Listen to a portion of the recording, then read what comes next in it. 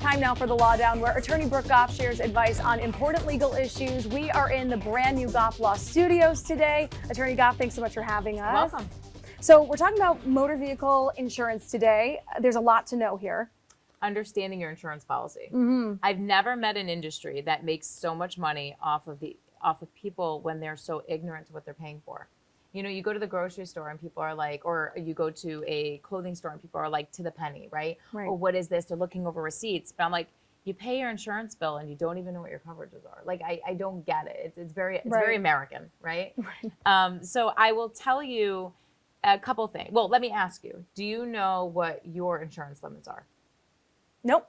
Okay. I am with everyone else but here. You pay your bill, I right? do, every month. So the important thing to understand is you are the majority. I think if we went out on the street, maybe we'll do this one day, and ask 10 random people that walk by New Haven, nobody's going to tell you what their policy is. Maybe one, but not many people are. When you put it that way, it really is crazy to hear that. You're paying all the, and the bills are not, I mean, in New Haven especially, they're $400 or $500 because you get that city upcharge because of the level of crime, all that. So it's so much higher, but they scrimp and they save and they pay for it, but they don't know what they're paying for. So in Connecticut, we have the major insurances are liability insurance and underinsured, uninsured motorist coverage. And liability is what everybody seems to be worried about, and it always confuses me, right? So you get people, so your liability minimum you can get in Connecticut is $25,000, $50,000. Meaning if you hit somebody, they sue you, your insurance covers you for $25,000 per person, $50,000 per accident for anybody that you injure. But that's not enough. What if you own a house and you have $100,000 in this market? You have $100,000 of equity. What if you own a car and you have $50,000 of equity in it? What if you have a bank account that has $100,000 in it? It's you have to have enough insurance to protect the assets that you have, the equities that you have. Now, that doesn't mean if you're young and you have a $25,000 policy and you have nothing to protect, you get 25.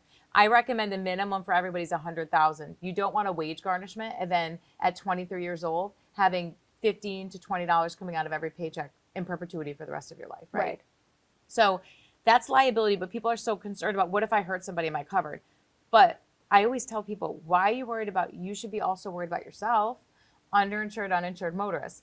That somebody hits you, New Haven, the big thing is no insurance, by the way, so be careful. Somebody hits you and they have no insurance and you're injured. What now? You bring a claim through your insurance. It's called, in that particular instance, it'd be uninsured motorist coverage. And your carrier would step in the shoes of the person that caused the accident and they would take care of you. So that should be high, right? Because what would it cost if you were out of work for a year? That's what you have to think to yourself. Right. And then add a little plus for economic damages and everything else. Underinsured motorist means that if you have $25,000, the other driver, and you have 100, now you can get an extra $75,000 from your carrier. So these are important things to understand about what you're paying for, right? Geico, Allstate should be paying me a premium to be doing this because it would make people pay more money, guys. Educate people.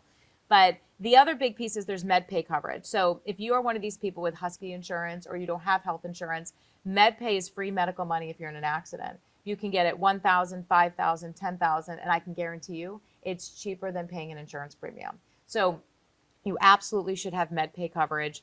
It will come in handy, and if you're in an accident, it does act as primary over a lot of insurances that you have. The people are also worried about collision and all these other things. You know, guys, you got to worry about yourself over the vehicle. The vehicle's really going to beat you up that much. Choose a deductible you can afford. I get these calls. They're like, what am I going to do? $1,000 deductible. I was hit by an uninsured driver. You're on the hook for that deductible. So get a deductible you can afford or don't get one at all.